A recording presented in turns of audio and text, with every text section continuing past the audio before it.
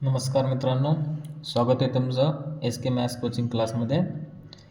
तर आज मित्रांनो तुमचा जो इंजिनिअरिंग मॅथमॅटिक्स 1 हा जो काही पेपर झालेला आहे त्या पेपरचं आपण जे काही सोल्युशन आहे ते आपण डिस्कस करणार आहे.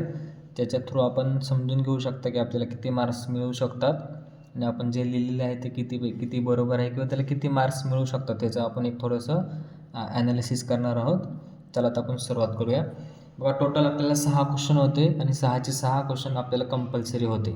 ठीक आहे. तो सर्वात पहिला क्वेश्चन होता तुमचा मल्टिपल चॉईस क्वेश्चनचा. तर त्याचे आता ऑब्जेक्टिव्ह मी तुम्हाला सरळ सांगणार आहे. बघा, तुम्ही क्रॉस चेक करू शकता तुम्ही काय लिहिलेले आहेत. बघा, पहिलं ऑब्जेक्टिव्ह आहे तुमचं सी, दुसरं ऑब्जेक्टिव्ह आहे ए, तिसरं ऑब्जेक्टिव्ह आहे बी, परत चौथं ऑब्जेक्टिव्ह आहे बी आणि लास्ट काय आहे तुमचं डी. आता हे कसे सॉल्व करायचे होते हे तुम्हाला बऱ्यापैकी माहिती असतील, पण जर कोणाकडून नजर चुकून काही मिस्टेक झाले असेल तर हे करून घ्या. आता पहिला जे ऑब्जेक्टिव्ह होते तुम्हाला इथं एल हॉस्पिटल रूल यूज करून तुम्हाला काय करायचं होतं, ह्याला सॉल्व करायचं होतं. जो सेकंड आहे तो तुमचा पार्शियल डेरिव्हेटिव्हवरचा. जरी यू एक्स तुम्हाला दिला असेल तर याचं मिनिंग आपल्याला माहिती आहे, हे काय असणार आहे del u by del x, del u by काय असणार आहे डेल एक्स, म्हणजेच की पार्शियल डेरिव्हेटिव्ह तुम्हाला यूज करून काय करायचं होतं, फाइंड करायचं होतं. सर्वांना माहिती आहे टॅन इनवर्स एक्सचा डेरिव्हेटिव्ह 1/1 प्लस एक्स स्क्वेअर होता, एक्स स्क्वेअर असतो, पण या ठिकाणी एक्स म्हणजे काय एक्स अपॉन वाय अशी टर्म आहे. त्याला अनुसरून आपल्याला काय करायचं होतं, त्याचा डेरिव्हेटिव्ह फाइंड आउट करायचं होतं. तर तुम्हाला ऑप्शन नंबर ए हे त्याचं करेक्ट उत्तर आहे. तिसरा ऑप्शन बघा, तुम्हाला एक x is equals to r cos theta आणि y is equals to r sine theta दिलेला आहे आणि तुम्हाला फाइंड आउट करायला सांगितले del of x comma y upon del of r comma theta. तर ह्या ठिकाणी तुम्हाला जॅकोबियनची जी काय आपली डेफिनेशन आहे ते यूज करून त्याला सॉल्व करायचं होतं. ह्याला सॉल्व केल्याच्या नंतर तुमचं उत्तर येते आर. ओके, तर त्याचा ऑप्शन आहे बी. आता पुढचं ऑब्जेक्टिव्ह होतं तुमचं ऑब्जेक्टिव्ह नंबर 4. आपल्याला एक मॅट्रिक्स गिवन होता, त्या मॅट्रिक्सची रँक आपल्याला विचारली होती. तर आपल्याला सुरुवातीला ह्या दिलेल्या मॅट्रिक्सला आपल्या इक्वलॉन फॉर्ममध्ये कन्वर्ट करायचं होतं आणि त्याच्यावरून त्याची रँक मेजर करायची होती. त्याचं रँक येते 2. ओके, आणि बघा पाचव्या क्वेश्चनमध्ये कॅरेक्टरिस्टिक्स इक्वेशन आपल्याला फाइंड करायला सांगितलं होतं. एक मॅट्रिक्स दिला आहे तुमचा 2/2चा. तर ह्याला जर आपण आपला जो डायरेक्ट फॉर्म्युला आहे बघा, lambda square minus S1 lambda plus determinant of A is equals to 0 हे इक्वेशन यूज करून जर तुम्ही सॉल्व केलं तर तुम्हाला तुमचं जे ऑप्शन आहे चौथं ते काय येतं करेक्ट येतं. अशा प्रकारे ऑब्जेक्टिव्हचे उत्तर आहेत आपले ए सी, ए बी बी आणि डी. ओके, आता बघा दुसऱ्या क्वेश्चनमध्ये तुम्हाला विचारलेलं आहे की क्वेश्चन नंबर 2 त्यातले कोणते 2 अटेम्प्ट करायचे. बघा, एकदम सोपा क्वेश्चन पेपर तुम्हाला विचारलेला होता आजचा. तुम्हाला पहिल्यात काय सांगितलं बघा, using Lagrange's mean value theorem आपल्याला हे प्रूव्ह करायला सांगितलं होतं. Lagrange's mean value theorem use करून आपल्याला हे प्रूव्ह करायला सांगितले की b minus a upon b less than log of b upon a less than b minus a upon a. आता हे प्रूव्ह करायचं असल्यामुळे तुम्ही सोल्युशन मी तुम्हाला सांगत नाही, समजा सर्वांना माहिती त्याची प्रोसिजर काय आहे. तर आता दुसरा क्वेश्चन आहे बघा की use Taylor's theorem to expand. आता बघा आपल्याला फंक्शन दिलं x cube plus 7x² plus x minus 6 in the power of x minus 3. आता ह्या थेरमला तुम्ही जर आपलं टेलर्स थेरमचं स्टेटमेंट वापरून यूज करून जर लिहिलं तर त्याचं ॲन्सर यायला पाहिजे बघा 87 plus 17 into x minus 3 plus 16 into x minus 3चा whole square plus x minus 3चा होल क्यूब. असं त्याचं लास्ट उत्तर येणं गरजेचं आहे. ज्यांचं उत्तर असं आलेलं असेल त्यांना 5 पैकी 5 मार्क्स सहज मिळून जाणार आहे. ओके, आता दुसरं बघा आपल्याला तिसऱ्या क्वेश्चनमध्ये आपल्याला एक टर्म दिली होती e to power x into cos x. बरोबर आहे का? असं आपल्याला एक फंक्शन गिवन होतं आणि त्याला परत एक्सपांड करायला सांगितलं. त्याला पण काय करायचं होतं, एक्सपांड करायचं होतं. हा क्वेश्चन सॉल्व करण्यासाठी तुम्हाला मॅक्लॅरिन सिरीज ह्या थेरमची काय करायचं होतं यूज करायचं होतं आणि त्याला एक्सपांड करायचं होतं. त्याला एक्सपांड करण्यासाठी जे तुम्हाला दिलेलं फंक्शन आहे ह्याला सुरुवातीला वाय असं पुट करायचं होतं आणि दोन्ही साईडला लॉग अप्लाय करून जी काय तुमची टर्म सिम्पल फॉर्ममध्ये येईल किंवा स्टँडर्ड फॉर्ममध्ये येईल त्याचं एक्सपान्शन आपल्याला फाइंड आउट करायचं होतं. तर तो एक्सपान्शन असं येते बघा 1 plus x square upon 2 minus x cube upon 3 minus 11x raise to the power 4 upon 24 plus up to dot dot. ही कंटिन्यूस सिरीज आहे, त्याच्यामध्ये जे सोल्युशन हे कंटिन्युअस स्टार्ट राहणार आहे आणि आय थिंक ह्याच्यामध्ये प्रूव्ह करायला सांगितलेलं आहे, तुम्हाला शो दॅट करायला सांगितलेलं आहे. तर ह्याला y is equals to power x cos x असं पुट करून मॅक्लॅरिन सिरीजचा यूज करून ह्याला काय करायचं होतं प्रूव्ह दॅट करायचं होतं. ओके, आता चौथा क्वेश्चन आहे बघा. चौथ्या क्वेश्चनमध्ये तुम्हाला काय म्हटलं की फाइंड द फोरियर सिरीज. बघा काय म्हणलं, find the Fourier series to represent the function f of x is equals to x square. म्हणजे तुम्हाला f of x is equals to x square given आहे, त्या फंक्शनचं आपल्याला काय करायचं, फोरियर सिरीज फाइंड करायचं. बघा ह्या एक्झाम्पलसाठी तुम्हाला काय करायचं होतं, सर्वात पहिलं चेक करायचं होतं तुमचं दिलेलं function f of x is equals to x square, हे ह्याची जी काय रेंज इंटरवल गिवन येतो तुम्हाला कशामध्ये, -π to +π आहे. आणि आपल्याला सर्वांना माहिती आहे याचा इंटरवल काय आहे, -π to +π आहे. आणि आपल्याला माहिती आहे ज्यावेळेस आपलं इंटरवल -π to +π असतो त्यावेळेस आपण चेक करतो आपलं दिलेलं फंक्शन हे इवन आहे का ऑड आहे. आता हे जर फंक्शन तुम्ही जर चेक केलं, त्या फंक्शनची पॉवर काय आहे 2, आणि आपल्याला काय म्हणतो इवन फंक्शन आहे. जर आपलं फंक्शन इवन असेल, तर आपण काय करतो, त्या केसमध्ये फक्त ए नॉट आणि an फाईन करतो, bn आपला काय असतो 0 असतो. ओके, ज्या विद्यार्थ्यांनी कोणी ए नॉट आणि an चा फॉर्म्युला पुट केला असेल तर त्यांचं उत्तर येणं गरजेचं आहे 2π² आणि an चं उत्तर येणं गरजेचं 4 × cos nπ/n². तर bn आपल्याला कॅल्क्युलेट करायची गरज नव्हती, इवन फंक्शन असल्यामुळे तो काय येणार आहे, डायरेक्ट 0 येणार आहे. ओके, अशा प्रकारे तुमचा दुसरा क्वेश्चन होता. ज्यांचे उत्तर असे आलेले आहेत त्यांना आउट ऑफ मार्क्स मिळतील, त्यांनी काळजी करू नये. आणि ज्यांच्या कोणाचे फायनल असं आले नसतील, ज्यांनी कोणी स्टेप्स लिहिले आहेत त्यांना त्या स्टेप्सला मार्क्स मिळतात किंवा मिळून जातील, विनाकारण टेन्शन घ्यायची गरज नाही. आता चला तिसऱ्या क्वेश्चनमध्ये बऱ्यापैकी सर्वचे सर्व क्वेश्चन काय होते बघा, प्रूव्ह करायला सांगितले होते. ओके, सर्वच आपल्याला काय करायचे बघा, इथं पण प्रूव्ह करायला सांगितलेलं एक फंक्शन दिलं आहे e is equals to 2 of log x - y plus log of x + y. त्याच्यामुळे हे जो काही युनिट आहे ते पूर्णपणे तुमचं पार्शल डिफरन्शिएशनवरचं डिपेंड आहे. प्रत्येक ठिकाणी बघा, आता जे सी क्वेश्चन आहे त्याच्यामध्ये तुम्हाला युलर्स थेरमची जी काही सेकंड केस आहे, ती सेकंड केस तुम्हाला काय करायची होती, यूज करायची होती. आपण ती केस कशी होती आपली, g' of u into in bracket g of u into g' of u -1, हा वाला जो काय रिझल्ट आहे तो वापरून तुम्हाला काय करायचं होतं, सॉल्व्ह करायचं होतं.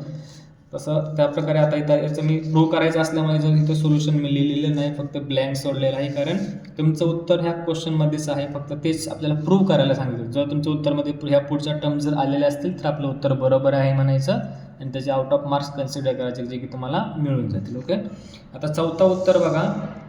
चौथा क्वेश्चनमध्ये पहिला जो काही बीट आहे, फोर्थ क्वेश्चनमध्ये जो फर्स्ट बीट आहे तो फर्स्ट बीट काय आहे बघा, की आपल्याला if u plus φ² is equals to दिलेले x आणि φ plus w² is equals to दिलेले y, comma w plus u² is equals to दिलेले z, तर आपल्याला ही वाली टर्म काय करायची आहे, फाईंड करायची आहे.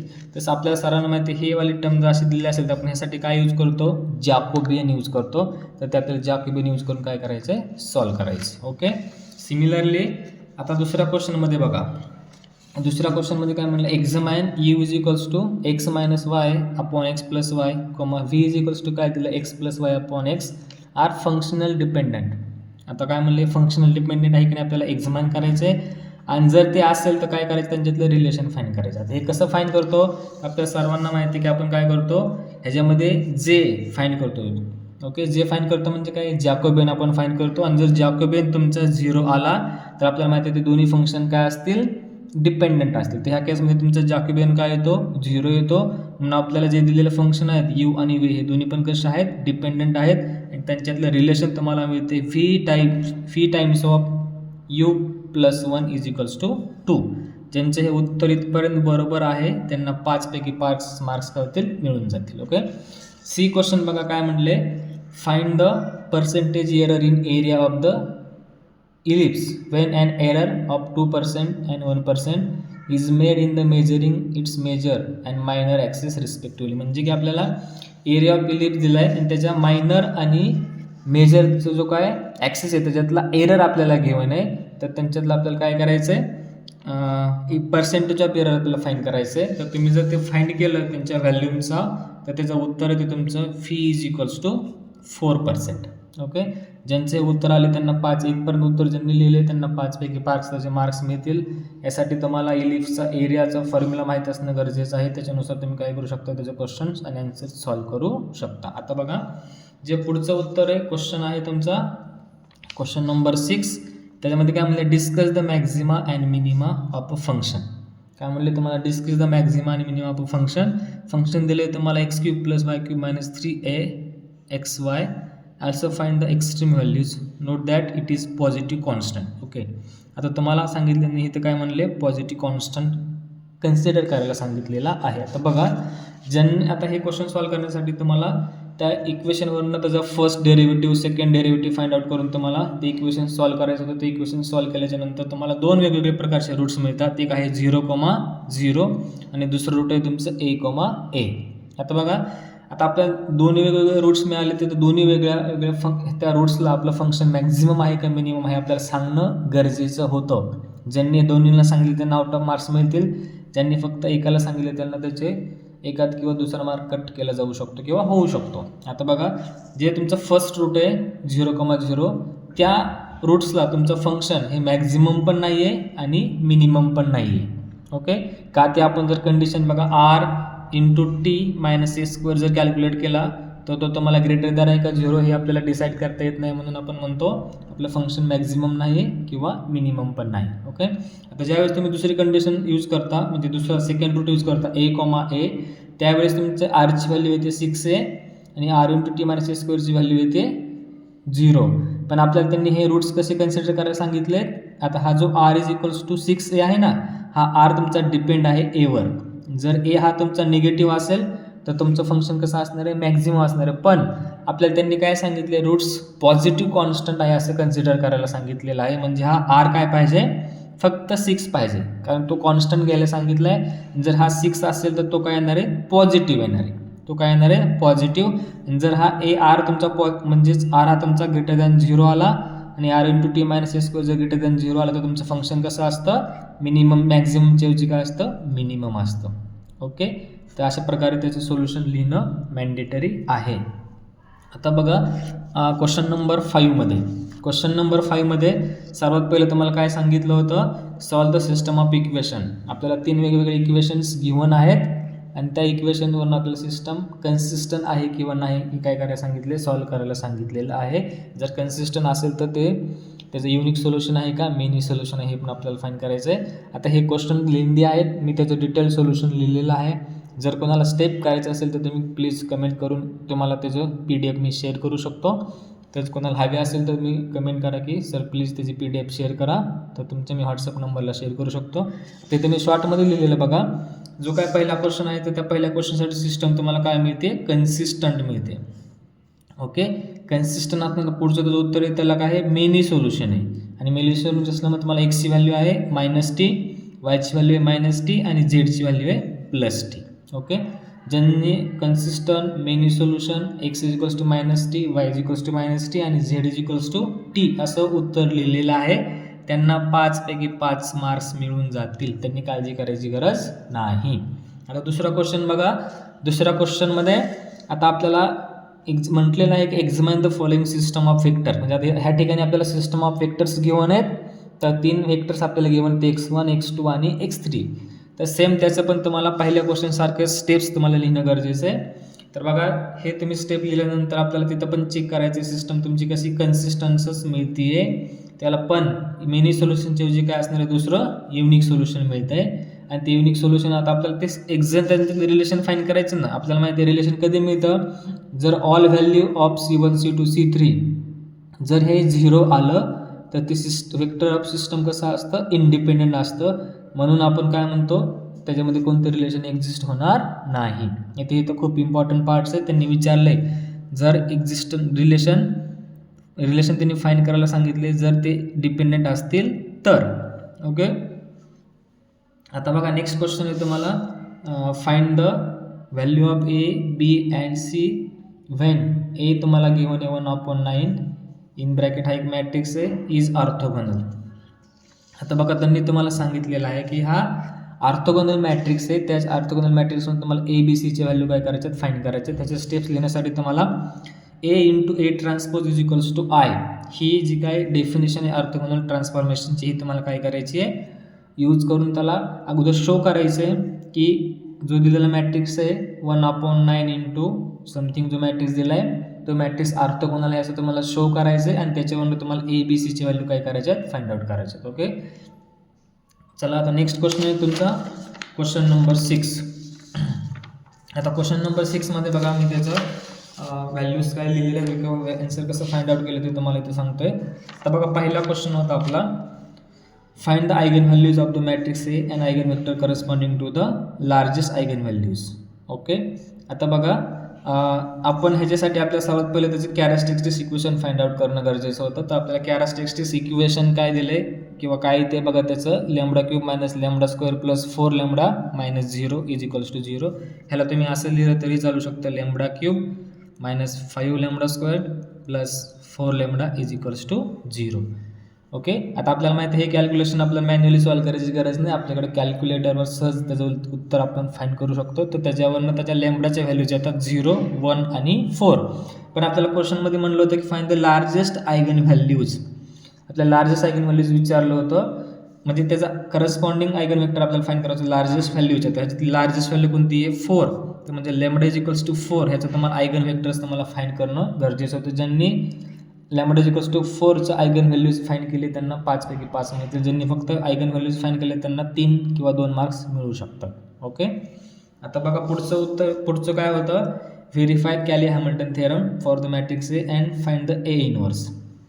ओके, आता हा कॅली हॅमिल्टन थेरम व्हेरीफाय करण्यासाठी आपल्याला परत कॅरेक्टरिस्टिक्स इक्वेशन फाइंड करायचं आहे. त्याचं कॅरेक्टरिस्टिक्स इक्वेशन तर lambda cube minus S1 lambda square plus S2 lambda minus determinant of A is equals to 0. हा त्याचा डायरेक्ट फॉर्म्युला मी पुट केले. त्या ठिकाणी S1 S2 आणि डिटर्मिनंट लॅम्बडाचे व्हॅल्यूज मी तर फाइंड केलेत 5, 7 आणि 3.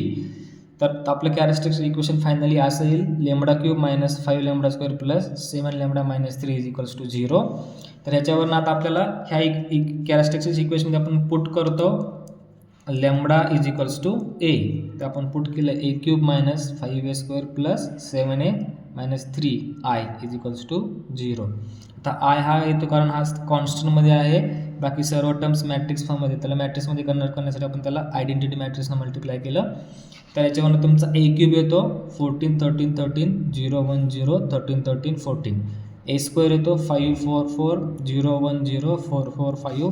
आणि हा ए मॅट्रिक्स तुम्हाला तर ऑलरेडी गिव्हन आहे, तो एक्स्ट्रा फाइंड करायची गरज नाही. आणि नंतर तुम्हाला काय फाइंड करायचं होतं, ए इनवर्स फाइंड करायचा होता. ह्या इक्वेशनला जर तुम्ही ए इनवर्सनं मल्टिप्लाय केलं तर तुम्हाला इथं 3 into A inverse into I असे टर्म मिळेल. आणि आपल्या सर्वांना माहिती आहे ए इंटू आय इनवर्स म्हणजे काय असतं आपलं, किंवा ए इनवर्स इंटू आय काय असतं, is equals to A inverse असतं. तर याच्यावरून तुम्ही फक्त हे जे काही ऑपरेशन आहे ते आपलं अरिथमॅटिक ऑपरेशन ते वापरून त्याला काय करायचं होतं, सॉल्व करायचं होतं. ओके, अशा प्रकारे आपल्या दुसऱ्या 6व्या क्वेश्चनमधलं बीचं आन्सर इथपर्यंत लिहिणं गरजेचं होतं. आता बघा तिसऱ्या क्वेश्चनमध्ये किंवा त्याच्या सब क्वेश्चनमध्ये आपल्याला मॉडेल मॅट्रिक्स पी आपल्याला फाइंड करायला सांगितलं होतं, विच इज डायगोनलाइज काय दिले हा दिलेला आहे. ह्याच्यावरून सर्वात पहिले तुम्हाला पी मॅट्रिक्स येतोय तुमचा बघा, पी मॅट्रिक्स येतो 1 1 1 आणि -1. त्याच्यावरनं तुमचा डायगोनल मॅट्रिक्स येतो 8 0 0 आणि 2. ओके, ज्यांचे हे दोन्ही मॅट्रिक्स आले त्यांना 5 पैकी 5 मिळून जातील. आता बघा सर्वात लास्टचा लास्ट क्वेश्चनमध्ये तुम्हाला एक क्वाड्रॅटिक फॉर्ममध्ये एक इक्वेशन घेऊन होतं किंवा पेक्स हे वालं. ह्याच्यावरनं तुम्हाला त्यांनी सांगितले की find the corresponding linear transformation. बरोबर आहे.